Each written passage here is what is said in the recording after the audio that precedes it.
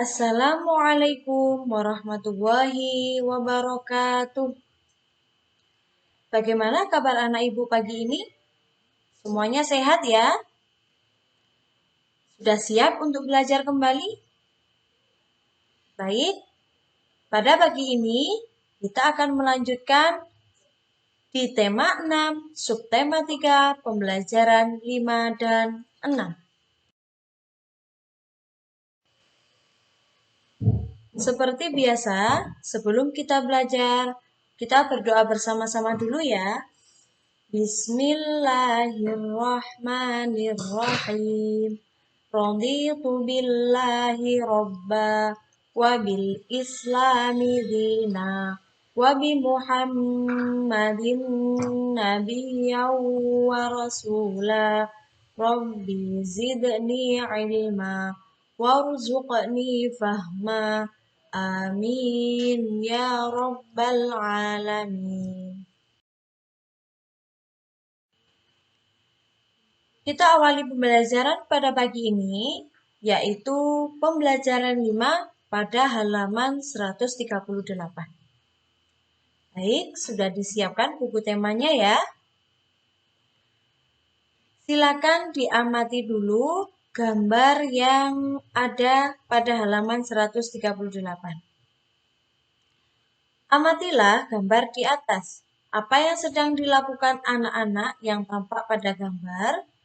Anak tersebut berlari-lari mengejar kupu-kupu. Ada juga anak-anak yang sedang melompat.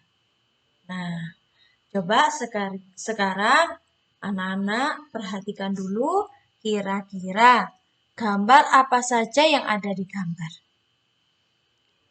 Ya, di sini ada beberapa anak yang sedang bermain.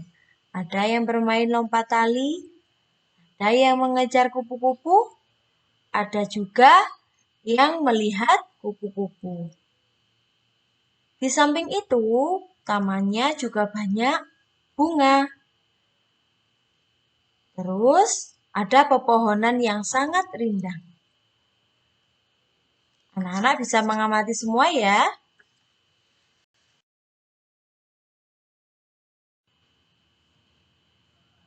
Amatilah kembali gambar di atas. Ada kupu-kupu yang sedang terbang. Ada juga kupu-kupu yang sedang hinggap pada bunga. Masih ingatkah kamu dengan permainan kupu-kupu di taman bunga? Ayo kita mainkan kembali permainan itu. Tambahkan satu peraturan. Peraturan tambahannya adalah sebagai berikut. Jika pemimpin permainan menyebutkan satu bilangan ganjil, bunga berlari. Kemudian, bunga berputar mengelilingi kupu-kupu dan bertukar tempat dengan bunga yang lain. Ikuti peraturan permainannya dan jagalah kekompakan. Di sini anak-anak ibu pernah nggak bermain ini? Bermain kupu-kupu dan bunga. Tentu ada yang pernah ya. Nah, ibu ingatkan kembali bahwa pada permainan ini mempunyai beberapa peraturan. Nah, nanti ketika kita disuruh untuk menulis peraturannya, ini silakan disalin ya. Sekarang perhatikan baik-baik. Inilah peraturan permainan kupu-kupu di taman bunga. Yang pertama, siswa dibagi menjadi 2 kelompok. Kelompok pertama menjadi bunga, kelompok 2 menjadi kupu-kupu. Satu bunga berpasangan dengan satu kupu-kupu. Kupu-kupu berdiri di belakang bunga. Satu orang siswa menjadi pemimpin permainan. Ketika pemimpin permainan menyebutkan satu bilangan genap, kupu-kupu berlari di belakang bunga sebanyak 5 kali. Ketika pemimpin permainan menyebutkan satu bilangan ganjil, bunga berlari mengelilingi kupu-kupu dan bertukar tempat dengan bunga lain. Nah, ini nanti karena anak-anak ibu masih di rumah, bisa dipraktekkan dengan teman-teman sekitar rumah ya. Jadi ada yang menjadi kupu-kupu, ada yang menjadi bunga. Nah, peraturan yang terakhir tadi adalah peraturan tambahan yang sudah disebutkan. Nanti silakan ditulis ya. Siti dan teman-temannya bermain dengan gembira. Semua mengikuti peraturan permainan. Ibu guru pun senang melihat anak-anak kelas 2 tertib dalam bermain. Nah, ini ada beberapa pertanyaan. Nanti kita bahas bersama-sama. Anak-anak di rumah, silakan menulis di buku temanya ya. Yang pertama, berdiskusilah dengan teman sebangkumu. Tuliskan kembali peraturan permainan kupu-kupu di Taman Bunga. Nah, nanti silakan peraturan yang sudah Ibu jelaskan tadi disalin di kolom yang sudah disediakan pada halaman 141. Masih ingat kan? Pertanyaan kedua, apa yang terjadi apabila anak-anak kelas 2 tidak mengikuti peraturan permainan?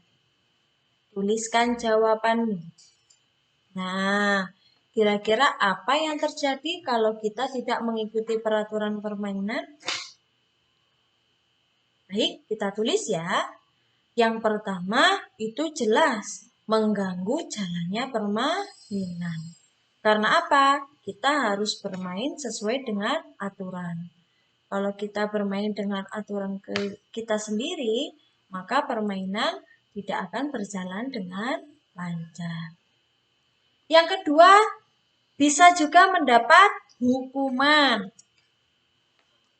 Dan yang ketiga, bisa dikeluarkan dari permainan. Silakan ditulis ya.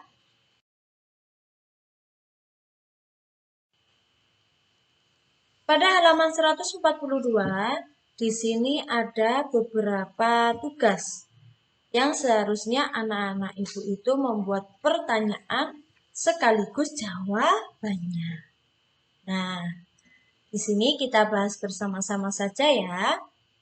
Untuk pertanyaan pertama, itu tentang tanyakan kepada temanmu contoh tata tertib ketika jam istirahat di sekolah. Pertanyaan kedua, tanyakan kepada temanmu tentang usaha untuk mematuhi tata tertib yang sudah disebutkan. Pertanyaan ketiga, tanyakan juga kepada temanmu apakah pernah melanggar aturan di sekolah. Nah, ini kita bahas pada halaman selanjutnya. Nah, berhubung anak-anak di rumah, nanti silakan anak-anak bisa tanya ke anggota keluarga ya. Bisa juga kalau anak-anak mau menghubungi teman-temannya di rumah, juga tidak apa-apa. Tapi kita bahas bersama-sama dulu ya. Pertanyaan pertama, apakah kita boleh jajan di luar sekolah ketika jam istirahat? Kira-kira boleh enggak? Tidak boleh, karena jajanan di luar sekolah tidak terjamin kebersihannya. Nah, ini kira-kira anak-anak pernah nggak melakukan hal seperti ini? Karena kita sudah memiliki fasilitas sendiri, yaitu kantin sekolah, maka anak-anak ibu seharusnya tidak jajan di luar sekolah. Karena apa? Itu tadi, kebersihannya belum tentu terjamin. Nanti kalau anak-anak sakit, siapa yang rugi? Ya, anak-anak sendiri. Jadi tidak bisa mengikuti pembelajaran dengan baik. Untuk soal yang kedua, apa yang harus kita lakukan agar tidak jajan di luar sekolah? Kira-kira apa yang bisa kita lakukan? Ya, kita bisa membawa bekal dari rumah atau jajan di kantin sekolah. Kalau bekal dari rumah, jelas karena orang tua kita sendiri yang memasak. Kalau jajan di kantin itu insya Allah kebersihannya sudah terjamin. Jadi makanannya sehat, anak-anak bisa mengkonsumsi dengan baik. Pertanyaan ketiga, apakah kamu pernah jajan di luar sekolah? Ayo, ada yang pernah? Pasti ada yang pernah. Pernah, jajanan di sekolah, di luar sekolah, lebih beraneka macam daripada jajanan di kantin. Sekarang ibu tanya, anak-anak lebih suka jajan di dalam atau di luar sekolah? Ya, kebanyakan anak-anak ibu ini suka jajan di luar sekolah. Karena apa? Makanannya itu bermacam-macam. Sedangkan di kantin biasanya itu saja. Tapi belum tentu di luar itu kebersihannya terjamin. Nanti kalau anak-anak ibu mengkonsumsi secara berkelanjutan, itu bisa membuat sakit.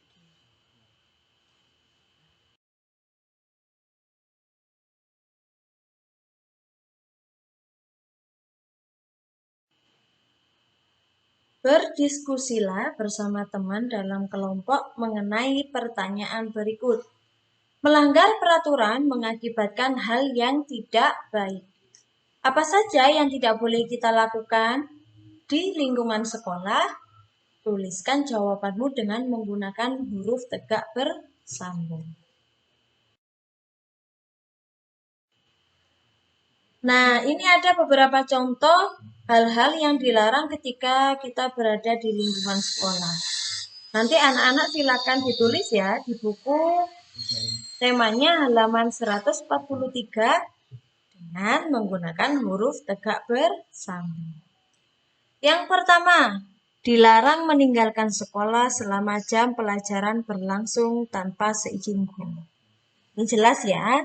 Jadi kita tidak boleh seenaknya keluar masuk sekolah ketika jam pelajaran masih berlangsung. Yang kedua, dilarang membeli makanan dan minuman dari luar sekolah. Yang ketiga, dilarang menerima surat-surat atau tamu sekolah.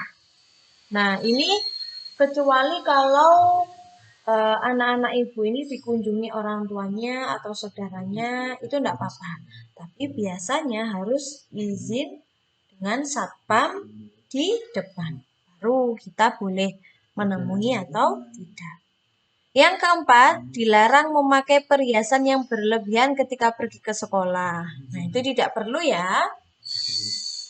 Nomor 5, dilarang berdandan tidak sesuai dengan kepribadian bangsa. Nah, berhubung kita sekolah Islami, maka alangkah baiknya kita juga menutup aurat. Tidak perlu berdandan yang berlebihan. Cukup kita menutup aurat memakai jilbab dan yang bawah itu biasanya dengan menggunakan kaos kaki ya, jelas.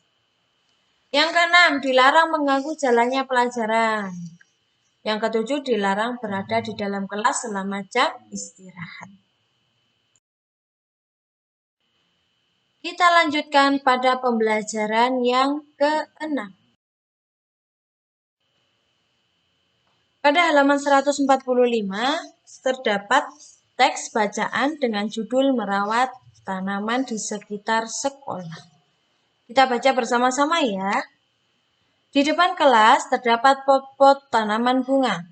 Semua siswa diwajibkan merawat tanaman tersebut. Setiap hari tanaman disiram.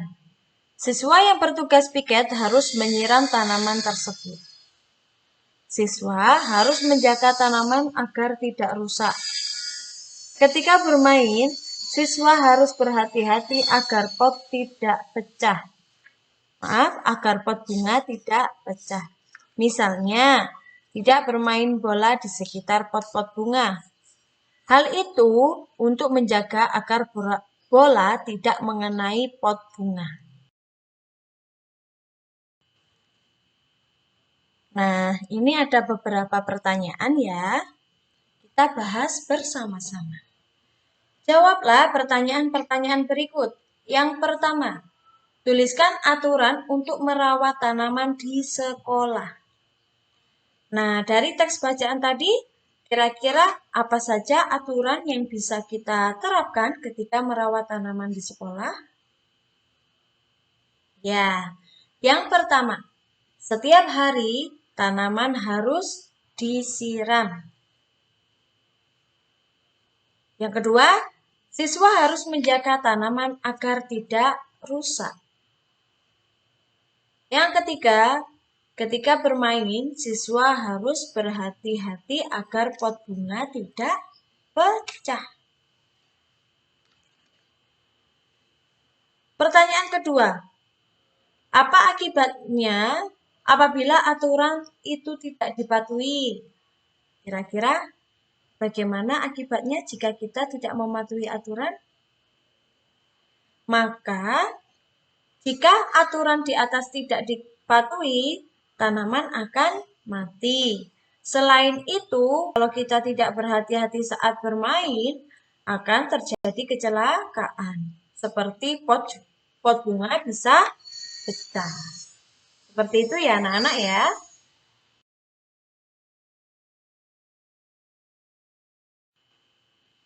Pertanyaan ketiga. Penny ingin bermain bola di sekitar kelas. Bagaimana sebaiknya kamu bersikap untuk menanggapi keinginan Penny tersebut? Nah, kira-kira kalau anak-anak ibu mengalami hal yang sama, seperti melihat temannya anak ibu ingin bermain di sekitar kelas, apa yang sikap yang harus kita lakukan? Ya, jelas. Saya akan menegur Penny dan menyuruhnya untuk bermain bola jauh dari pot bunga. Karena apa? Kalau misalkan tidak hati-hati, bola tersebut bisa mengenai pot bunga. Kemudian, apa yang terjadi? Iya, potnya menjadi pecah. Sampai sini, anak-anak paham ya? Tuliskan percakapan di bawah ini menggunakan huruf tegak bersambung. Lani, hari ini aku mendapat tugas piket kelas. Udin, sama Lani, aku juga piket hari ini. Lani, setelah menyapu lantai kelas, kita menyiram tanaman di depan kelas. Udin, tentu. Lani, kita tidak boleh lupa menyiram tanaman. Nah, percakapan singkat ini tidak usah ditulis dengan menggunakan huruf tegak bersambung. Cukup nanti anak-anak silakan mempraktekkan, mungkin dengan kakak, mungkin dengan adik, atau dengan ayah atau ibu. Nanti kita bermain peran di situ. Misal, ada yang menjadi Lani, ada yang menjadi Upi. Silakan dipraktekkan ya di rumah.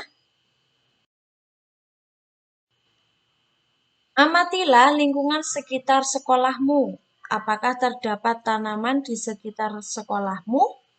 Ceritakan bagaimana peran kamu dalam merawat tanaman di sekolahmu. Tuliskan ceritamu dengan menggunakan huruf tegak bersambung.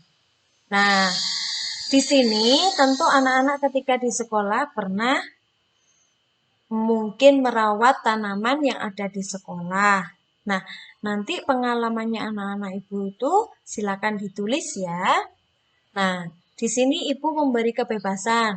Boleh menggunakan huruf tegak bersambung, boleh juga dengan tulisan biasa ya. Baik, silakan dikerjakan nanti di halaman 148.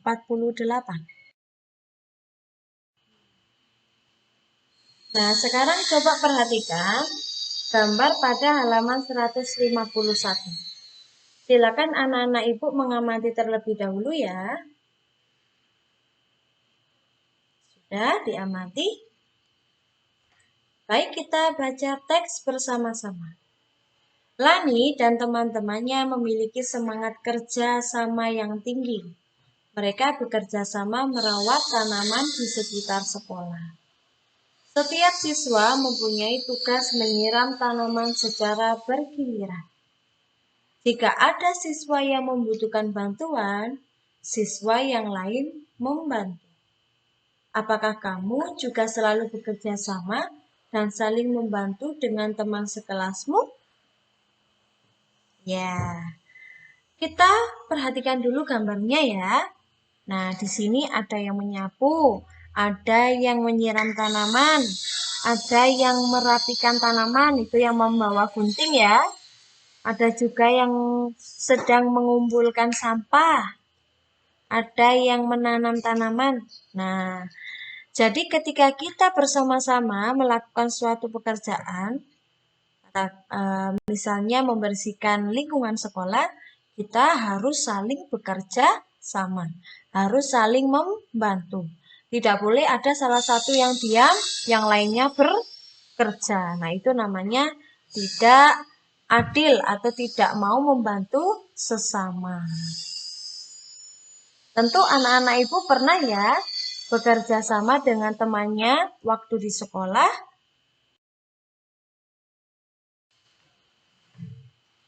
Nah, di sini pada halaman 151, ayo berdiskusi. Dengarkan dulu ya penjelasan Ibu. Berdiskusilah dengan teman satu kelompokmu untuk mengerjakan tugas ini.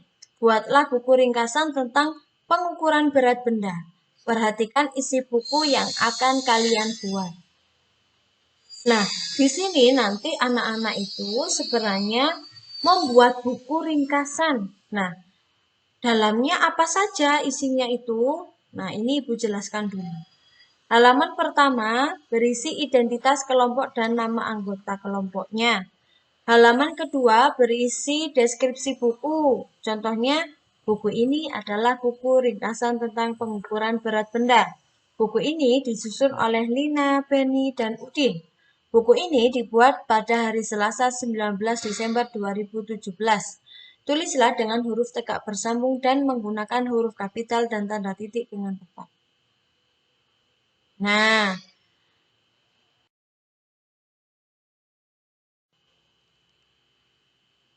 pada halaman ketiga nanti itu isinya tentang gambar macam-macam alat pengukuran berat. Gambar bisa digunting dari majalah atau koran atau digambar sendiri. Halaman keempat berisi tentang penjelasan ons dan kilogram serta 5 pertanyaan tentang topik itu. 1 kilogram sama dengan titik-titik ons. Titik-titik ons sama dengan 1 kilogram. Yang soal pertama, 2 kilogram sama dengan titik-titik ons. 40 ons sama dengan titik-titik kilogram. Pada halaman 5 berisi 2 soal cerita dan jawabannya tentang berat benda dengan menggunakan satuan ukur kilogram dan ons. Soal pertama serta jawabannya, soal kedua serta jawabannya. Halaman ke-6 berisi ucapan terima kasih. Terima kasih, ayo kita terus belajar. Di sini anak-anak, kalian tidak perlu membuat sendiri. Nanti Ibu bantu, silakan anak-anak Ibu dikreasikan sendiri, tentunya ditulis ulang ya, di buku tulis ya, di buku tulis. Nanti isinya tentang apa saja, Ibu akan memberikan contoh. Nah, ini nanti silakan ditulis ya. Ibu memberikan contoh satu nama. Ibu ambil nama Mas Zaki Almer Gufron. Nah, nanti disiapkan dulu buku tulisnya. Boleh yang kecil, boleh ukuran yang besar ya. Terserah anak-anak Ibu di rumah. Nanti halaman pertama ditulis identitas diri masing-masing.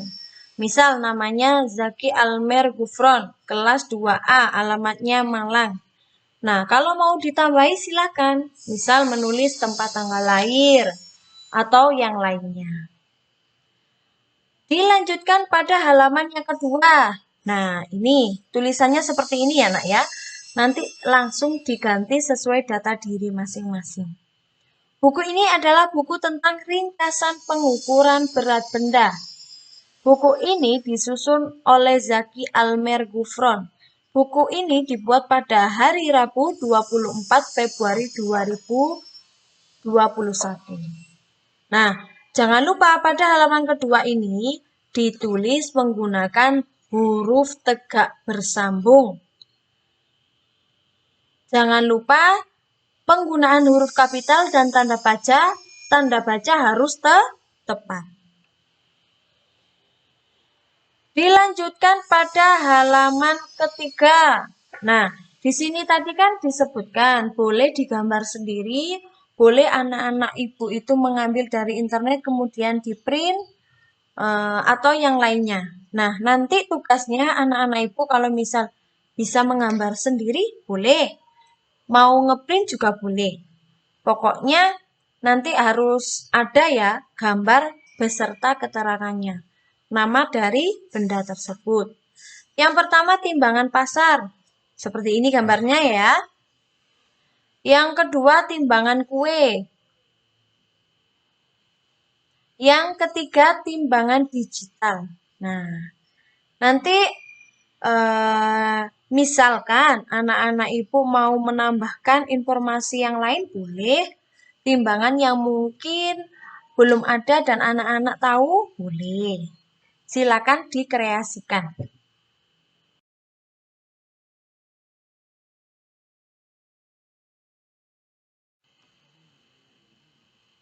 Untuk yang halaman 4, nanti silakan anak-anak ibu disalin ya. Tapi ada beberapa nomor yang harus dikerjakan dulu. Nah, ini pertanyaannya tulisan yang harus ditulis pada halaman 4. Diketahui berat benda sebagai berikut. 1 kilo ada 10 ons. Ingat, 1 kilo ada 10 ons. 10 ons sama dengan 1 kilo. Maka hitunglah berat benda di bawah ini sesuai satuan ons atau kilogram. Nah, karena di buku tema sudah ada contohnya, yaitu 2 nomor, silakan disalin dulu ya. 2 kilo sama dengan 20 ons. Untuk yang nomor 2, 40 ons sama dengan 4 kilogram. Nah, untuk yang nomor 3 sampai nomor 5, nanti anak-anak ibu silakan dijawab ya. Ibu memberikan soal 50 ons sama dengan berapa kilo. Yang nomor 4, 3 kilogram sama dengan berapa ons. Dan yang kelima, 5 kilogram sama dengan titik-titik ons. Silakan nanti dijawab ya. Pada halaman 5, nah ini ibu mempunyai satu soal. Silakan nanti dijawab sendiri ya. Boleh minta bantuan kakak atau orang tua di rumah. Pertanyaan pertama, ibu membeli ikan 1 kilogram. Ibu pun membeli kacang 5 ons. Ibu menambahkan belanjaannya dengan membeli 15 ons buah jeruk. Berapa ons berat total belanjaan ibu? Ditulis sesuai dengan apa yang ibu contohkan di sini ya nak ya. Ibu membeli ikan 1 kilogram. 1 kilogram itu sama halnya berapa ons? Ya, 10 ons. Ibu membeli kacang 5 ons. Ibu membeli 15 ons buah jeruk. Yang ditanya apa? Yaitu berapa ons berat total belanjaan ibu. Nah, kalau misal satuannya sudah sama, nanti tinggal menjumlahkan ya. Jadi 10 ons ditambah 5 ons ditambah 15 ons, itu totalnya berapa? Nah, berarti jawabannya. Sampai sini anak-anak paham ya?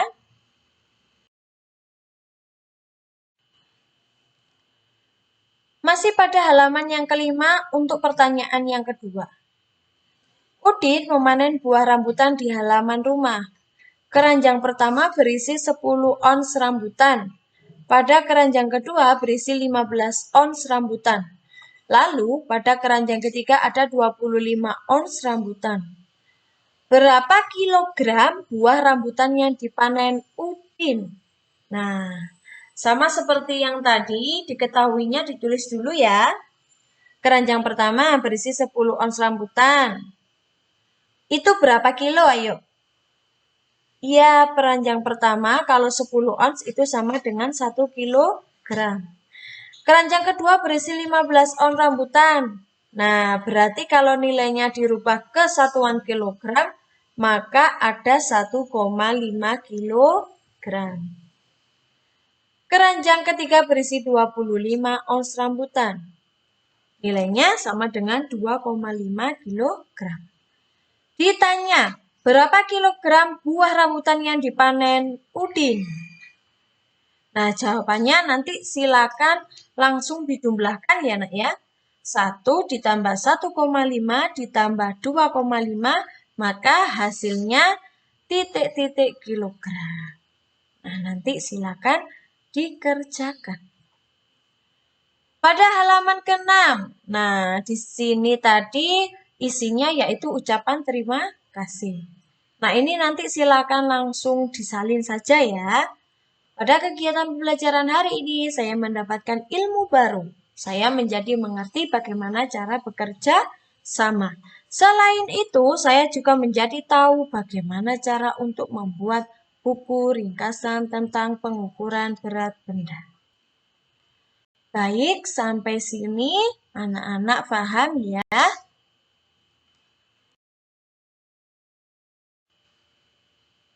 Alhamdulillahirrabbilalamin, pembelajaran pagi ini telah usai.